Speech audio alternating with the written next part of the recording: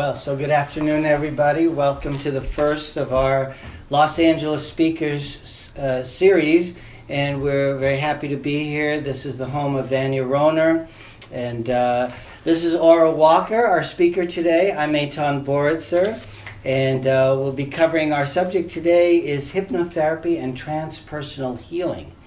And so I'll be putting a few questions to Miss Aura here, and we'll get into a very interesting conversation, I promise you. So Aura, you started 1995 to 1998. You worked and you trained with Native American Indians in Minnesota. And can you tell us a little bit about your interest in working with the tribal members and as well as some of your experiences with them? Well, I finished college in New York City. Even though I wasn't born in the U.S., I grew up predominantly in New York City and went to grade school, junior high school, and high school in New York. And then in college had read about Native Americans and their healing modalities for different tribes. And I realized that there were similarities to my mother's family in Malaysia. On her father's side were indigenous healers. And it became an intrigue for me about what this form of healing was that American Indians were doing and how similar it was to my mother's family that I had witnessed when I was about 8 visiting Malaysia. So after graduation, I drove across country and went specifically to South Dakota, where I had read stories about these healing practices, healing people of all kinds of illnesses, including cancer. And because of the way I look, I have this kind of universal face where I could pass. And so I passed enough visually that they allowed me to participate in ceremonies. And I saw the basis for their approach to healing, which is very different from Western healing. And the approach is that you look at the root of the illness or the problem or the question. So sometimes it's not an illness, sometimes it's a question or a conundrum. And that became the foundation of not only my interest in working with American Indians, who are these people who are from this land, who are so beleaguered still today, who have these ancient practices and who are struggling. And so I ended up choosing internships that included American Indians in substance abuse recovery, because substance abuse is the number one thing that American Indians are still struggling with today. But many of the young people are becoming empowered and becoming lawyers, attorneys, doctors, and they're helping their tribes to rise up. So it's coming from the ground up. And so that was the foundation of my experience and beginning to work with that population. And it was really the introduction that I had into two worlds of healing from the Western approach and healing from, I would say it's not even an Eastern approach, it's a global, traditional, ancient, shamanic approach of looking at healing from the soul, really.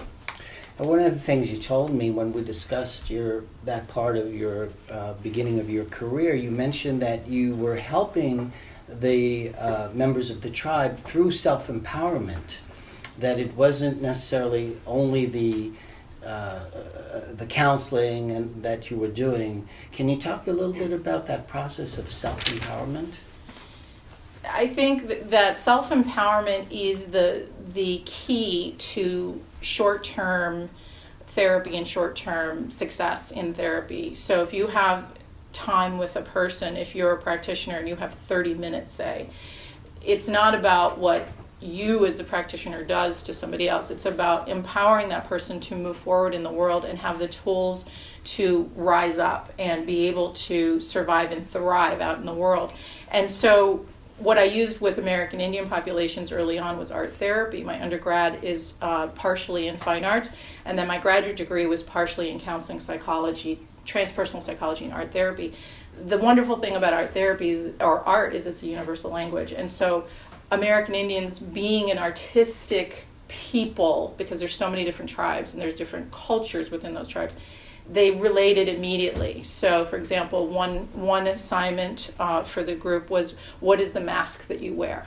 And so we used just paper bags, turning those paper bags into masks. And they were able to talk about bridging those two worlds, from their culture into the Western world. And what is that mask? So one, for example, was Mr. Saturday Night, right? The cowboy with the cowboy hat. And Mr. Saturday Night was this mask that this individual put on to be impressive to the world. But really, internally, he was a very broken and sad individual. So that was his bravado that he was projecting. And so through that experience, was he able to take off the mask? He was. He was able to talk about it and to differentiate what his mask was and who he really was. And so these were some of the first dialogues that these individuals who were hardcore alcoholics were experiencing in talking about the things that were painful for them, and using art as a bridge to talk about those things. So the American Indian culture relates to art very readily as a bridge to healing. And I just wonder if there's a shamanic tradition in these Native American tribes, and apparently it was lost, but was there any support, let's say, from an elder or from the tradition in your work with the tribes people? Yes, in my journey across country after college, I happened to meet a couple of what we would call shamans by our definition, our Western definition. What they would call themselves as wisdom keepers or traditional healers. And it wasn't that they taught me how to use a rattle or how to use sage. It was really in observing how they were working with people and what the approach was in peering into the soul of a person, connecting with that person on a very, very basic human level, and talking about the pain in a very somber and matter-of-fact way.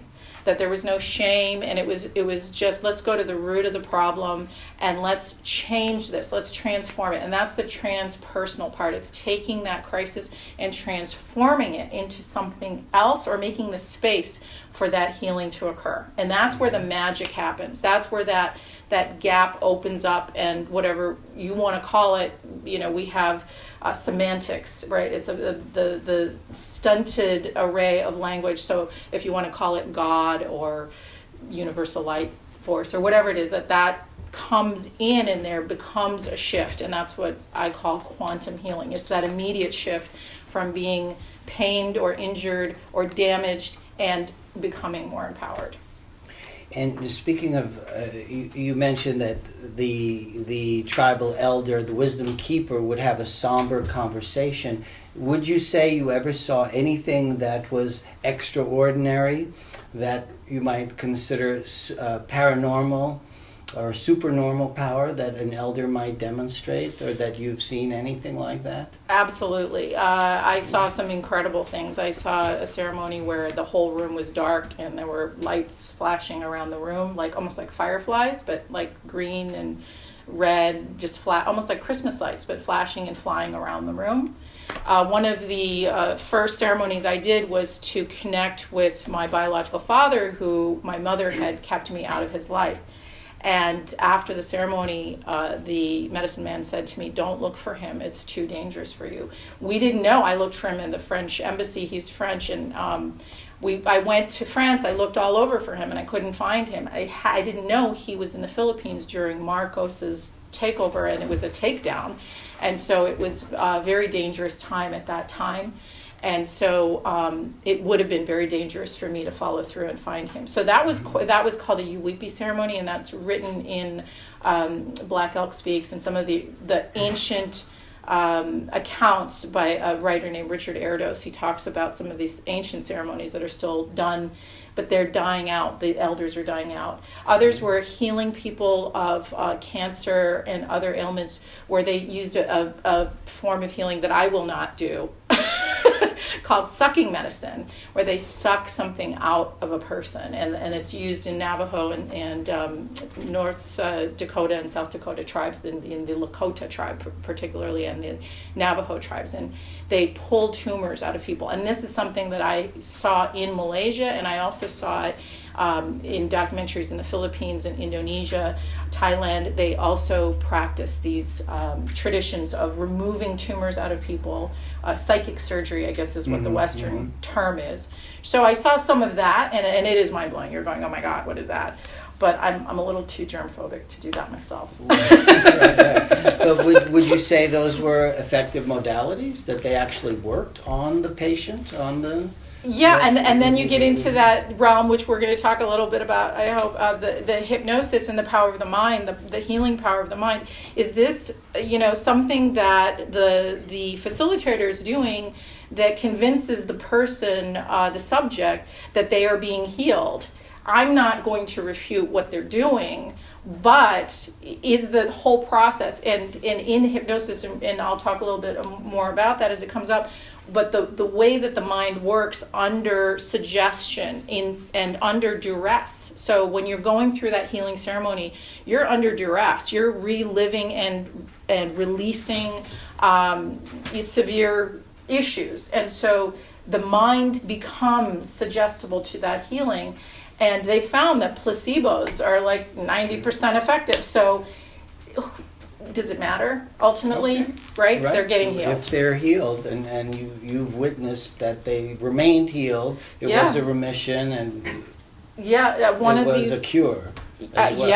Of cancer, and there's a tandem of the ceremony plus herbs. That they have that ancient wisdom of herbal medicine that is specific to the tribe or to the individual shaman who's learned that in his lineage, which is they've shared some of those herbs with me, and I know some of it through my own research, but it's a pantheon of knowledge. Sure. Well, let's move on. After your stint there was about 3 years.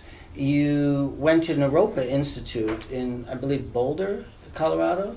And talk a little bit about Naropa Institute, what it is, who founded Naropa, and why you went there, and what was the benefit to you as a healer?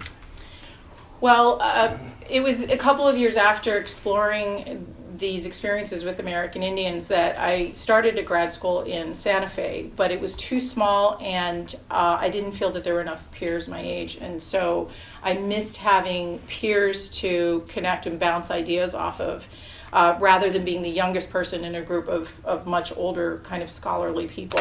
So I found out at a dinner party about Naropa, and that had been founded, that there was a art therapy department that was part of a transpersonal Buddhist psychology department, and it had been founded by this Buddhist Rinpoche, which is like a cardinal in the Buddhist system of hierarchy, like the Dalai Lama, and then there's Rinpoches, and they're reincarnated teachers who come here to teach people about ancient wisdoms. It intrigued me. After learning with the American Indians, I thought, well, this is a good avenue to get a master's in, and it had the counseling and psychology and art therapy. So I transferred and went there, and it was like Jedi mind school. So we had to have meditation classes. We had to meditate in rooms that were 5 by 5 feet that were all one color. We had to journal about how that color affected us, and they were the 5 Buddha colors. So it was red, white, green, blue, and yellow. And there's a psychology to each of those colors, and there's a positive and a negative. For example, with red, the positive is wine and grapes and love and sensuality, and the negative is addiction and overdoing it and festering in that. So it was really getting in touch with the duality of those aspects within each of us, which everybody has, but it's about how do you keep that in balance and be aware of. Because unless you're aware of that shadow side of yourself, you're going to trip into the darkness. Whereas if you're aware of it, then you can hold that in balance and maintain that balance within yourself. So, I mean, from the Buddhist perspective, the process of self-awareness first, because the Buddha famously said, hermitage first, then wandering. He meant first take care of yourself, then you can go out and teach.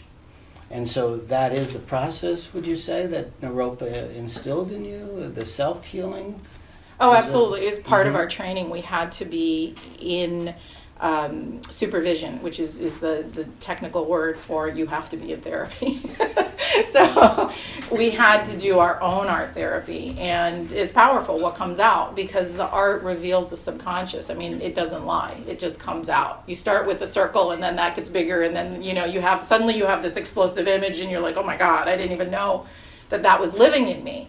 But it's about getting in touch with all of those conflicts or monsters or demons or whatever you want to call them, and knowing them and making peace with them and understanding, having that inner dialogue, understanding and putting it into place so that you can become whole and move forward and know what you're dealing with when you encounter someone else who is unconscious. 2006, you said you started your course in hypnotherapy, in clinical hypnotherapy. And I'm just curious, how do you, in your progress from the Buddhist training and this self-awareness process to hypnotherapy, why did you choose that as along this interesting path? I had come to LA, and with a 1-year-old, I had left her father, so I had gone through this crisis, a life crisis. And even though I had transpersonal training, I had sort of had this life plan of this was what I was going to do after grad school, and I started a business in the Twin Cities, and we were consulting, and it was all going very well. And then I met my daughter's father and had an unexpected baby, and it all kind of fell apart and blew up in my face and became sort of a living nightmare, worse than I expected, and decided, okay, this is not going to work, and it's 40 below zero, and I have a 1-year-old. I need to go to where I have support. And that was, my family was here. Many of my friends from New York had migrated here. I came here and I wanted to be proactive. I wanted to get involved. And I realized that I was competing for the same jobs with PhDs. And I realized that I needed some actual therapy help for myself. And I thought, well, I keep replaying kind of what happened to me in this cataclysmic, chaotic move from Minnesota, where I moved my business, I lost friends, family, and I mean everything was really chaotic. Moved my whole life here and started over. I needed something to kind of get in touch with what the heck had happened. I felt like I'd been in a blender. I did hypnosis. I saw it in like a yogi magazine, and I wasn't satisfied. I thought, well, what is this? What is this thing? The lady was very nice, but she was very surface, and she said, well, now close your eyes and now you're feeling better. And I thought, well, I don't know what that is, but that wasn't it. And so then I found out that there was a school here in Tarzana that was the only federally accredited program in the country, and had been founded in this very funny, crazy way. The founder was asked to do a talk show on hypnosis, and he developed a school over many years and research based on that.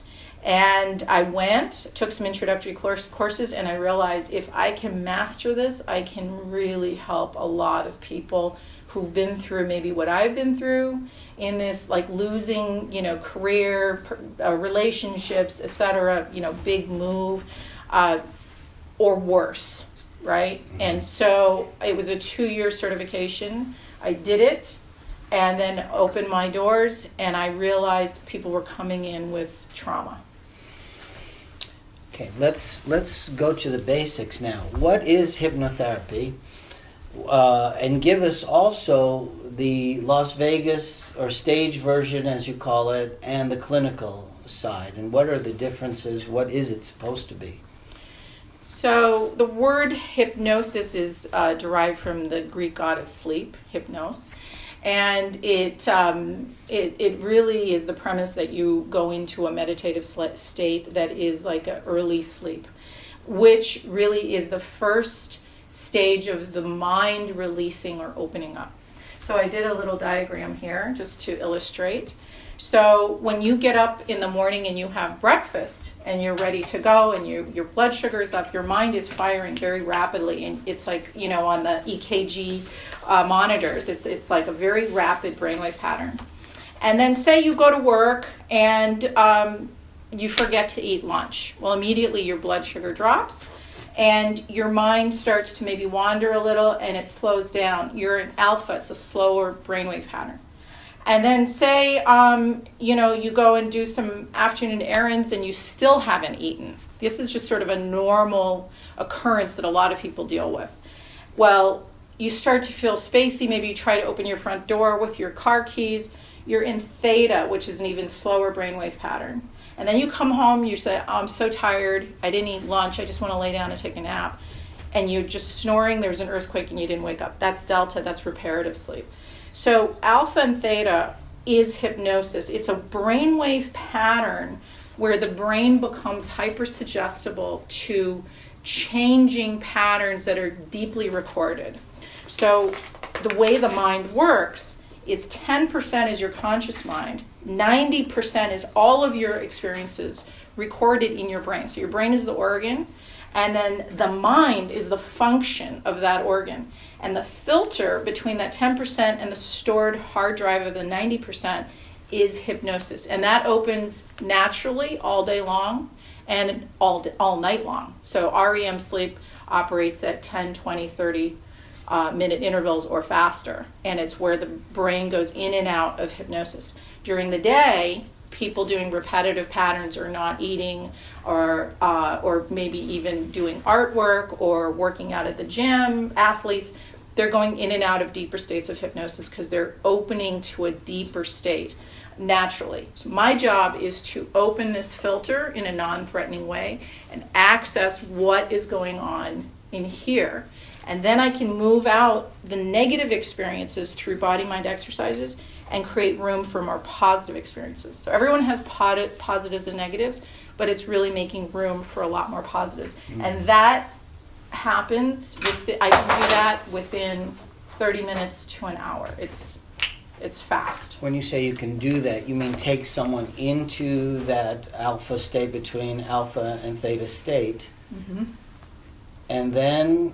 Well, let's talk a little bit about the methodology then. Once you have a person, and describe how you take that person into that state, and how you work to bring out the negatives. Well, I have an intake form, so that helps to streamline what the goals are. So I want goals. It's goal-oriented work. I won't keep using the word therapy, but it's goal-oriented work. It's a dual process, so it's a cooperative process. So I'm working with that person on their goals. So I'm going to ask the person, what are you here for? What do you want to get out of this? And then they give me a little background history. And I'll start with, sometimes people don't have trauma, but if they do, when is the first occurrence of that trauma? And then that becomes a timeline, and we're going to knock that out we're going to knock out the big ones one at a time. And the way that we do that is we go in during hypnosis and we address what many practitioners sort of in similar veins of work would call rewriting the story. Even writers say that. They rewrite the story. Rewrite the story or change the story. So the story may be an actual story, but let's change that because that no longer serves you. You're repeating, and that's the glitch, whether it's PTSD or anxiety or something else. It's replaying something that doesn't work. It's not functional anymore, and it's tripping somebody up into a loop that's not productive. And so how do we get from that to something really more productive? So how do you take me into a hypnotic state? How do you take me into that state? Well, you have my intake. You know what I'm looking for. Right. So now I'm daring you because, like in Vegas, you can't hypnotize me. Right. Well, you asked me, what's the difference between the guy on stage asking you to be a chicken and what I do? That's stage hypnosis, and it's cooperative also. But it's that person who was like, I was never in the high school play, pick me, and they will do anything on stage. They're conscious, they're suggestible, and the stage hypnotist also knocks them out. They'll interview them, and the person who's most resistant is usually a high introvert who has a higher locus of control. And so the high introvert is going to be more resistant to that stage hypnotist, so he'll kick them off stage. And he'll usually keep the more suggestible people who are usually extroverts who will do just about anything. How do you, the hypnotist, know who's an introvert? I ask people. Who's a resistant person? I ask people directly, but some people think that it's better to be an extrovert, and it's not a better or lesser. It's priorities. So introverts and extroverts have priorities. So it's what's your priority and how do I work with that priority? And so I show them a priority list, and they tell me which one they identify with, and that's how I identify. So an introvert, you want to speak to them inferentially because they hear inferentially. So you may or may not want to do this, or you may or may not think about this, or how do you feel about this? An extrovert, you'd say, go ahead, sit down, I need to tell you something. So extroverts hear directly, but extroverts speak inferentially. So they speak inferentially, hear directly. Introverts speak directly and hear inferentially. So they actually belong together in relationship. Two introverts together, it's dead in the water. There's very little chemistry. Two extroverts together, after the fireworks, they're going to kill each other. So introverts and extroverts belong together. They balance each other out in the world. And everybody's a percentage somewhere on that scale. So working with that, I use my voice and how I speak to that person, suggestions, and I have music that I use that's relaxing. So I get them into the relaxed state, and then I address those specific instances that they told me about and change that story through exercises. Now, specifically, I read that you will have the client standing. Is that correct? Did I read that correctly? Or is it in your therapy? They're not sitting or laying down. For specific exercises, there's one exercise in particular. I did not create it. It was a chiropractor who created it, and I suspect that it's related to ancient Chinese, something ancient Chinese. It's called magnetic therapy, and it's wiping the body with a magnet, a very thin magnet. And while they're bringing up those associations, you wipe from the head to their tailbone. You wipe down. What happens is the feeling, kind of the fight-flight response of releasing that expression or that memory is, and this is getting esoteric, right? So I'm hypothesizing because I don't know exactly what happens, but it's releasing kind of into their energy field that experience. And then what happens is that the magnet pulls out, like if you want to call it a negative vibration. It sounds hokey dokey, but it works. And it works very fast. Again, I did not, it was a chiropractor named Bradley Nelson who developed that. And I thought, oh my God, this sounds crazy and wild. But a lot of my training sounds crazy and wild. And I go, half on a whim, I'm going to try this. Mm-hmm. For example, there's something called the 7 rays. So the idea is that there's 7 rays of light frequency. And if you can connect with any one of those rays and know what the power of that ray in the spectrum of light is, that you can access a certain level of transformational power that is very fast. And so I use that also. Now that was a training I did. I had a colleague who I worked with in the same office for more than 5 years who nagged me to do this training. And I heard about it at the hypnosis school, and I thought, these people are crazy. Even though I went to art school, finally I did it. And I said, you're telling me if I think about this really one spectrum of color in this specific way that I can access this kind of healing? Yes, that's what we're telling you. Okay, I'm going to try it. I did it. Transformational. I can't tell you why, but the people, the clients tell me, yes, that was incredible. I noticed it. I have a video of a veteran who I did it with, and there's variations of that exercise. There's all kinds of variations. And he said he saw the colors. And so I'm your client, and let's say with the 7 rays, you're telling me, Etan, imagine this, or see this, or close your eyes while you're standing. I'm just asking a little more specifically what I would expect. They work in sequences, so you have to know what sequence to use it in. So I'm just going to use one of the rays with you. Okay, so one of the rays works like it like a lightsaber of light, right? And it is the bright white light. It's just clear light. And the way it works is it rolls, and it's about moving energy. So again, this sounds completely crazy, but if you imagine this white light, almost like a rolling pin, rolling through your body up and down, it's going to move stuck energy through you. I've done it in traffic where I'm so desperate that I imagine that energy of white light, like a giant rolling pin of white light moving in front of me, and the traffic starts moving. I can't tell you how that works, but it works. So you're going to suggest that to me. While you're sitting here, Etan, I'd like you to imagine this white light, like a rolling pin, rolling from your head to your feet and scanning your body, looking for blocks. And if you do that, you're going to know exactly where that block is. Whereas if I were to like be at a cocktail party, so where do you feel blocked? Where do I feel blocked? Like really like overthinking it. Whereas if I get you to relax and have you do that exercise, without telling me, you're going to, boom, go to that place. And it's the addressing, right? Acknowledging. So it's even like in 12 steps, you acknowledge the problem. So acknowledging the block, just having that, imagining that ray going to that block. Boom, it no longer is there. There's a Jungian exercise where if you see someone chasing you in a nightmare, if you can train yourself subconsciously in your dream to turn around and face that demon or monster, they will turn into an ally. And so it's the same concept, right, in 12 steps or recovery. If you address that thing that you are battling with, it then becomes a messenger or an ally. It has a message for you of transformation. Okay, back to the white rolling pin. Okay, sorry.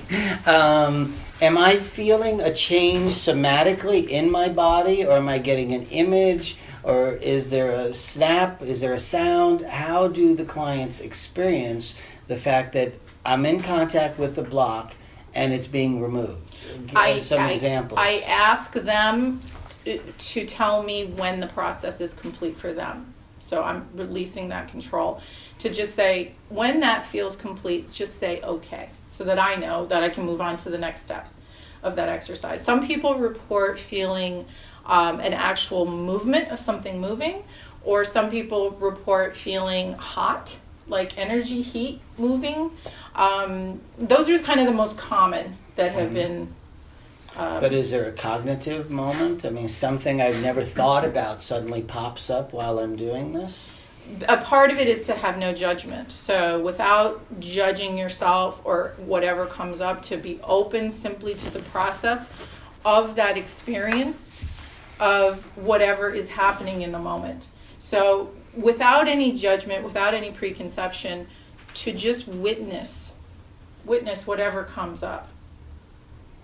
It's not for me to keep track of, right? A lot of it happens very fast. I mean, we're doing this in an hour and a half, maybe 2 hours max. And do I report to you, okay, this is what I felt? Usually at the end, I'll ask for some feedback. But while we're doing it, it's like you're doing, you're in surgery, kind of, so to speak. So you're not like, it's the details don't, those details are superfluous to the process.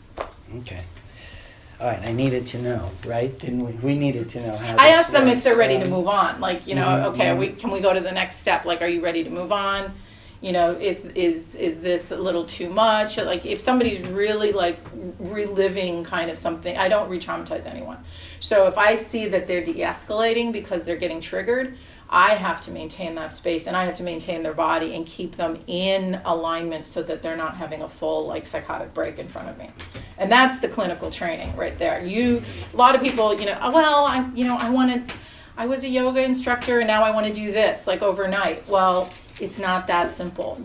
Sometimes you're dealing with some very, very broken people who have split personalities. That's another thing. During trauma, sometimes a piece of that person can split off. Again, that sounds very, very esoteric. So I do something called like calling back the soul, or retrieving the soul. It's called soul retrieval, actually. So it's calling back that part of the person, and people feel it. They feel like, like I'm more present, I'm more whole. Thank you.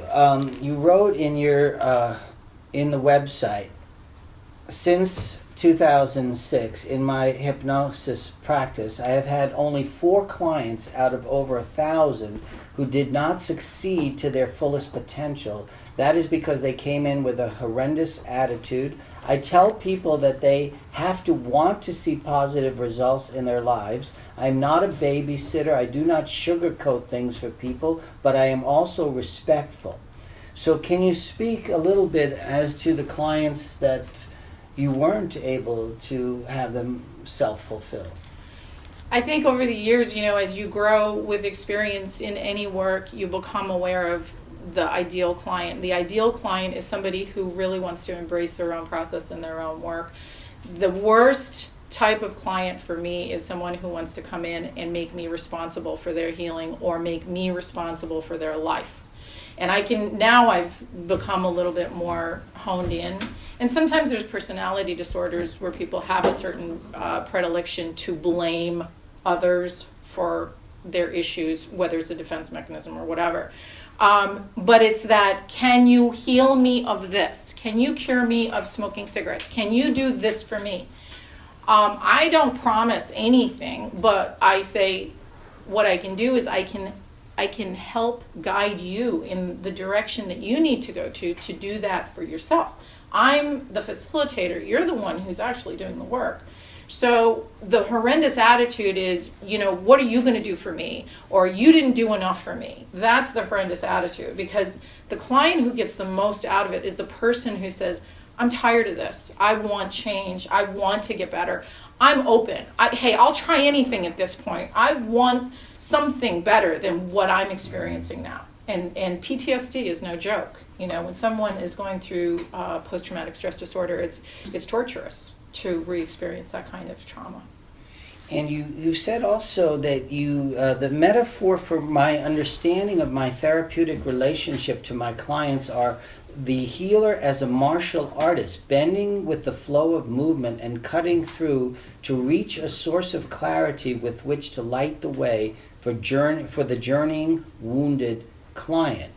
So this is how you see yourself in the process. Once I'm saying, I'm open, I need change, I'm here, ready. There's a book that was part of my graduate training called The Healer as a Martial Artist. And in martial arts, you don't resist the force coming to you. You move out of the way. And so everything I do with each client is customized to that client in the moment. So I have to move with the flow. If a client is coming up against something, then I have to flow with what they're coming up against. I can't I can't block it or resist it. Even in removing a block, it's about, let's penetrate this thing and transform it in a way that is not further damaging. And that is the skill level, right? That takes obviously years of training, direct training and know-how. Part of why I wanted to do this was to share a wider understanding of the work that I'm doing, which I think bridges what are ancient traditions that are lost with current, I would say, trends in cutting edge healing, especially in Los Angeles and California, but to be able to help others who are practitioners to access this kind of work. And there's many roads to Mecca. There's many forms of healing. Even massage therapy can be very healing. So again, it's moving with the person and gauging those nuances throughout the session, right? Like you're a yoga instructor, so it's that vinyasa flow.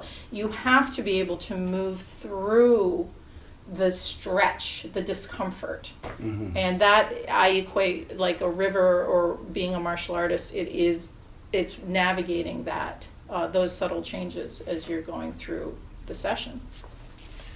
So let's talking about the four clients who had the horrendous attitudes and your ability to use or channel energy.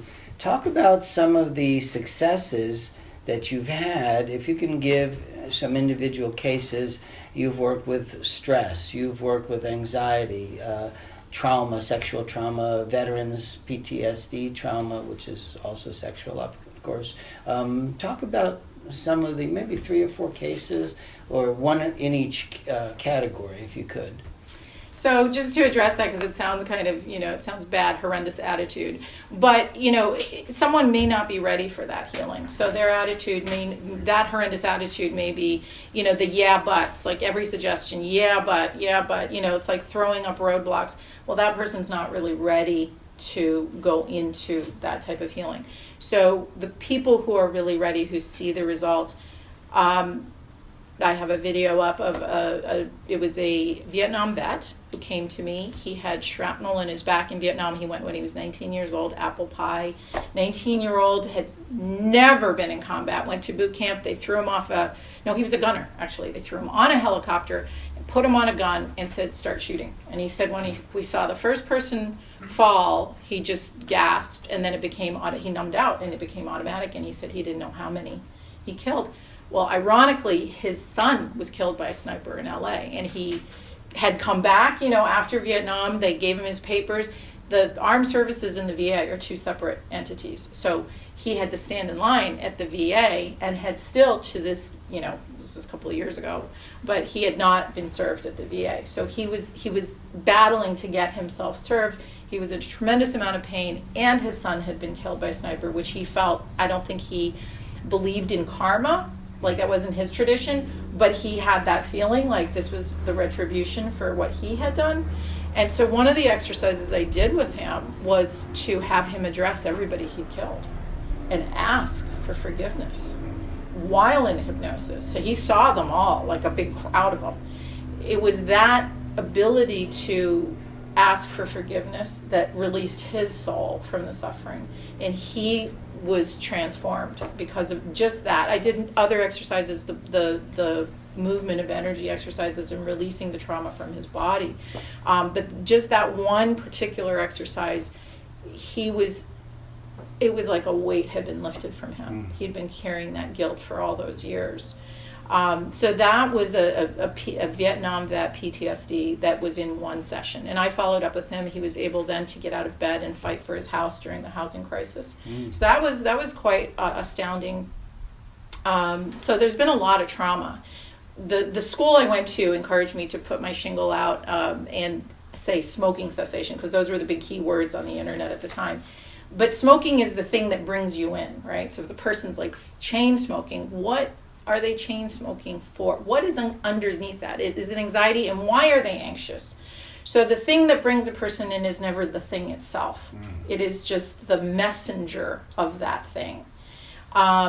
So an example, 35-year-old young mother with anxiety, social anxiety, overthinking every single thing that she says in social circles, had a very tumultuous childhood. So there wasn't enough of that positive voice, the parental voice that was positive that she had in her mind, that she could reflect positively back to herself. So it's actually reparenting and retraining that subconscious voice to be able to pull as a tool and have that subconscious voice within yourself to be able to have a dialogue in that split second in a public setting where you can become your own advocate. So there's not so much anxiety like, why am I freaking out about this, right?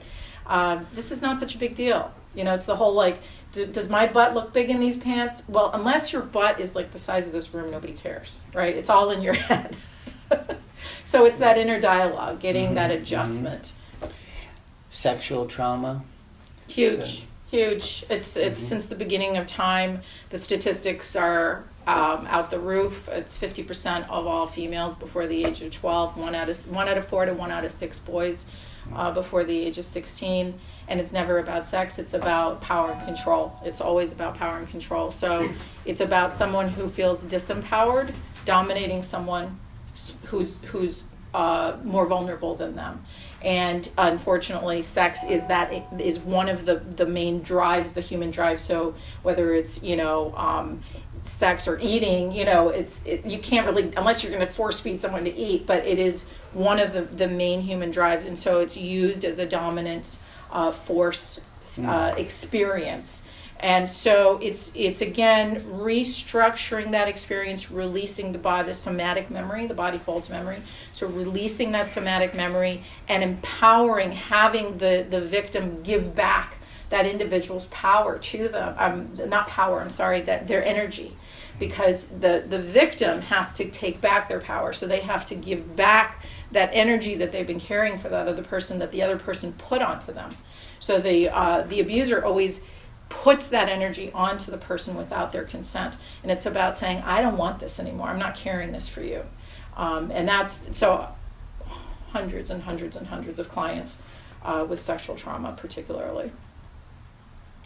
And one exercise you would use, in a sexual trauma case, for instance. Well, that in particular, giving back the energy of the abuser to the abuser, whether they're dead or alive, in hypnosis. So having that face-to-face confrontation and having the person say, I know I am no longer carrying this for you, is changing the dynamic from victim to empowered individual. And seeing successes with that method. Instantly. Instantly means what? They come out and their faces change. I've seen people gain 10 years. Just gain or lose? Or lose, I should say, like gain 10 years, like they're 10 years younger. Okay. You know what I mean? So, or lose 10 years of stress. But yeah, they look younger because they're not, their face isn't contorted, like their facial muscles are relaxed. There's relationship improvements. Communication improvements. Yeah, it varies per person, but yeah, those are some of the big kind of umbrella issues, definitely. But I think it's again starting with the self, like you said. So it's that the minute that they're able to be more at peace with themselves. So recently, a young woman was date raped in college by someone she knew, which is very common. And she was going crazy recently. And she came to me and we did it. And that is, right? So traditional shamans become a conduit for some kind of external force that comes through them. I'm not interested in that. I'm not interested in lending my body to anybody. But it is that space that's created where they can address that person like a hologram and shift the energy that happened so long ago and release it where it is no longer their story. That is transformational. So that individual came to me one time and I followed up with her and she left completely transformed. It had just gone from her. That whatever it was that she was carrying, where she was losing her mind, literally, she hadn't dealt with it in 15 years. Wow. Excellent. Well, let's draw to a close, but you said you wanted to just do a group exercise with us, and shall we try that, and then we'll do a few questions and answers and Sure. wrap it up. One of the things that I learned, again, in one of my kind of out there trainings, in terms of the power of the mind, is that the only way to access the power of your mind is through imagination. So imagination is really important, especially with children, because imagining, like when children go through that fairy tale age of imagining that they're Wonder Woman or Superman, it is empowering them through imagination. So I'm going to do an exercise. It's called a grounding exercise. So this is so prevalent today that we have such a busy world, driving and running around, that it's easy to not feel grounded. So this is a very simple one, okay? So I'm going to ask you to put your hands on your knees and your feet square. And just when you're ready, close your eyes. And we're just going to take 4 deep breaths. And again, without any judgment, just notice yourself breathing in all the way down to your feet, grabbing any stress, tension, or anxiety from your feet and blowing it out with that yoga breath, releasing everything through your exhale. Okay. And again, deep breath. We're just going to do that 4 times. All the way down to your feet and exhale, releasing. And again, all the way down to your feet and exhale. And one more time. All the way down to your feet, sending your breath to your toes and releasing.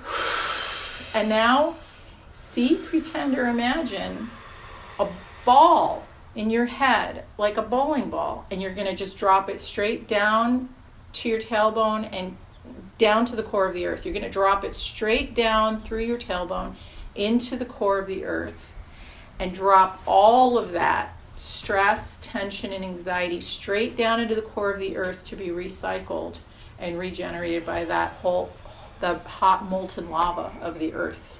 Just leave it, give it to the earth.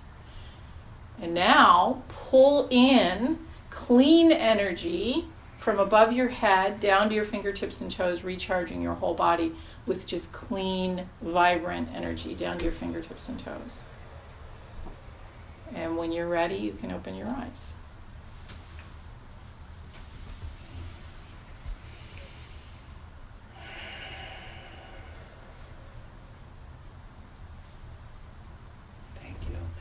Let's take a couple of minutes if anyone has any questions or comments we'd love to address to. Laura, please. Can you tell us some more about Niro? What would you like to know? I don't know what to know. I don't know. I just, can you tell us more about what they do? They have multiple programs there. Right. They're always expanding. The original programs were Buddhist teaching Buddhist psychology and writing and poetics. The disembodied School of Disembodied Writers and Poets, and so it was sort of a transformational, artistic, creative place, but also of the mind. And then it evolved from there. And then they also have somatic psychology, and then the psychology department, which I was in. It is a very fertile place for personal transformation and learning. Like I said, it was like a Jedi school. I mean, you're not like learning how to move energy, but with your hands, so to speak. But although they may have that going on now, but it's more about getting in touch with your process, whether you're a writer or an artist or a dancer or a therapist. What is your experience in that moment? So that mindfulness awareness experience of how am I existing in this moment? And then how does that translate as I move through the world?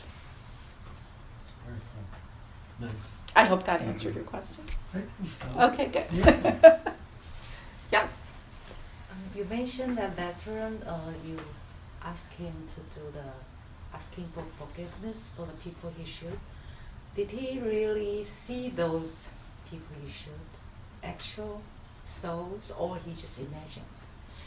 I can't tell you that. And, I can't tell you, but what's important is that he got the experience for himself of that communication, whereas I don't think he would have consciously known how to even access that on his own. So I was able to facilitate that experience for him, which I saw that his pain so much needed, and that's the thing we don't understand about soldiers. I mean, I say myself that the anti-war movement has to come from the soldiers, because they're worker ants. They're being sent out there. He was innocent. He was drafted and he was put in this position. He was a good person, but that was his job, was to be a gunner and to kill these people. It was a conflict with everything he'd been taught as a Christian in America, that's the worst thing you can do. He was so conflicted that in order to bring peace, it was let's address this conflict and ask. What is the asking is for forgiveness. And so in his ability to do that, whether he saw the faces or not, I actually brought up the crowd. I said, you're going to see this crowd of people and you're going to address them. And he was able to do that. And in that moment, his soul was free of that burden. And that was the transformation. Does that answer your question? Mm-hmm. Okay. Mm-hmm. Yes. Do you do past life regression? And if so, what are the benefits? Absolutely. Great question. It's one of the stranger things that I've been trained to do. It was part of my training. Again, kind of went in open, like, okay, it's part of the coursework. I'm going to do this. I can't tell you, even though my mother's family is partially Buddhist, and I identified with that in the school at Niro, it is not my 100% identity. It's part of my identity. So I can't tell you 100% that it's valid. I can't tell you it's not valid, but I can tell you that people who have come to me that I have facilitated could not have rehearsed the stories that come out of them, and they flow out of people. And the conclusion that they leave with that comes out of that story is more important than any preconception I have of whether it's true or not. So for example, I had a woman in a relationship now where he constantly leaves. She doesn't know why. She just leaves for a period of time. And they live together. He will just leave. And she said, where did you go? And he said, well, I went off for a while and now I'm back. And she said it was getting to a point where it wasn't working for her. And she wanted to know this. She said it felt deeper than just what was happening today. So I did the past life regression. Fascinating. She saw herself at the turn of the century in Russia. She was a peasant. He was a peasant. They fell in love. They married. There was no work. They lived in a dacha, right, in the country. So he went off. They might have had steam trains at that time. He wandered off with his rucksack, and she waved to him, and she described it. I can see it from her description. She says green fields, farmland, the dachas, but they were rural. They were peasants. Everyone wants to be Cleopatra, but everybody was a peasant, if we look at history. And she waited and waited and waited and waited. And his journey took him further and further and further away. But she saw that she waited and waited and waited way into old age for him to return. I don't remember if he returned or not. But what she got from that was that there was a reliving of that lesson. Now, in Buddhist psychology, they say, whether it's karma or whatever, the lesson is to come to some conclusion. So in life, if you have a karmic lesson with somebody, you're reliving that to come to a conclusion. So either to seal up the contract, or to create a new contract in this life, or to change the contract. So for her, it was the choice, do you want to repeat this again? Or do you want to change this? And she left with that and felt that she had a deeper understanding of why he was leaving. That it was like an old experience that he was reliving. Part of neurolinguistic programming, so Milton Erickson, who was a member of the American Psychiatric Association and a hypnotherapist, I think it was like the 50s, roughly, if I'm remembering, he was very interesting. He suffered from polio, and so the training at Niro, the transpersonal part is the crisis is the opportunity or the roadmap for growth. So Milton Erickson developed neurolinguistic programming, which is using your words consciously. So for example, I don't want any more war. The words that stick out, want more war. So rather, I want more peace. Right? You see how that's different? So now, I grew up in New York, and I have Jewish aunts by marriage, so we call it kvetching, right? So kvetching is great. It's fun sometimes to kvetch, to let go of steam, to complain. In Western psychoanalysis, the basis is that you basically kvetch and blow off steam, and you process through that. However, 20 years of processing the same issue and kvetching about the same issue is reinforcing that issue over like a hammer on a nail, driving it in deeper and deeper and deeper. I don't do that. Now, I came into healing as a facilitator practitioner during managed care, where healthcare was changing dramatically in the 90s, where you used to be able to go to the doctor, you paid your insurance, you could go whenever you want. Then they said, oh, you got 5 sessions. So the head of my department said, if you have 1 session with someone, how are you going to transform their lives? And that grabbed me. Like, it grabbed me, by the gizzards. And I thought, how am I going to do that? And so I wrote my thesis on self-esteem. And self-esteem is the core. So transforming through raising self-esteem is the cornerstone of my work, no matter what the issue. One question here, then we'll take one more question. But I remember you told me the story. You work with children over the age of 10. You told me on hypnosis with hypnotherapy. You mentioned the young man who came in and you regressed him to past lives. He saw himself as animals. Can you talk about that case? Yeah, there have been numerous people who I have done past lives with that have remembered themselves as animals, and it's something that's very mysterious to me, because in the Buddhist, there's Tibetan Buddhism and there's Chinese Buddhism, and it all comes out, like Buddhism is very connected to animism, which is nature worship. And so in a lot of the stories I heard from my grandmother, who was from Malaysia, who was Chinese, but their lineage was Taoist and earth worshippers, was a lot of like the monkey god and the animal, the pig god. So they had animal gods, and so they do in India also. In many cultures, they have, and American Indians, of course, they have all these animal spirits and gods. There's an understanding that animals will choose to come in, or souls will choose to come in as animals for progressive learning, and that And it's sort of, how should I say, it's like very narcissistic for humans to think that we're the ultimate it. I think that there's like a consciousness out there in the universe that's like greater than us. There's got to be like extraterrestrials or something. However, that the experience of becoming human is the elevation or the evolution to a much higher consciousness. So it's going through these gradations and getting to that level. There's some teachings that, there's this whole movement towards veganism, which I don't knock. I mean, whatever anyone's choice is, but that souls choose to donate their time to go, to come in as a cattle or pig or whatever to provide food. And that even though they may suffer, it's short and they're next, they're on. So one experience was I was working with school children. And as a little girl, my job was to transform behaviors in schools, because if children fail in 5th grade, the correlation between failure in 5th grade and prison time as an adult is direct. It's a direct line. So it's huge to save those kids. And so this girl couldn't sit still. And I said, do you know why you can't sit still? And she said, yeah, because I was a cheetah. And I said, you were a cheetah? She said, yeah, it's really hard for me to sit still because I notice everything around me and I can't not notice it because I was a cheetah and I was very fast and you're asking me to sit still. This is a kid in the no hypnosis. This is straight art therapy and talking. Why 10 years old? Because the brain development shifts at 10 to become more conscious of cause and effect. Before that, children don't track linearly, so it's kind of like here, there, and everywhere. So you don't want to suggest ideas to them that they're not conscious of. Like, oh yeah, I did that. Then it's ridiculous. It's like, what's really happening here? I'm the one who's creating these stories for them. So I called her dad. She actually had 2 dads, modern family.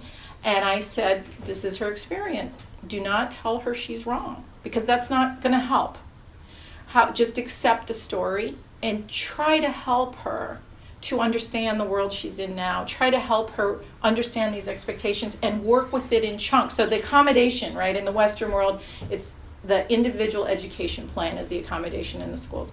So the accommodation, my job is to talk to the teacher and say, listen, this child has a very hard time sitting still, so the accommodation is if she needs to get up and reorient, either go to the bathroom, take a break, go in the corner where you have your book corner, read a book for a minute. She's still hearing the lesson, but she's redirecting her energy, that frenetic energy, so that she can still be in the classroom. So that's a classroom accommodation that is becoming more popular in classrooms. So that's some of the work that I did, but it's not unique to me.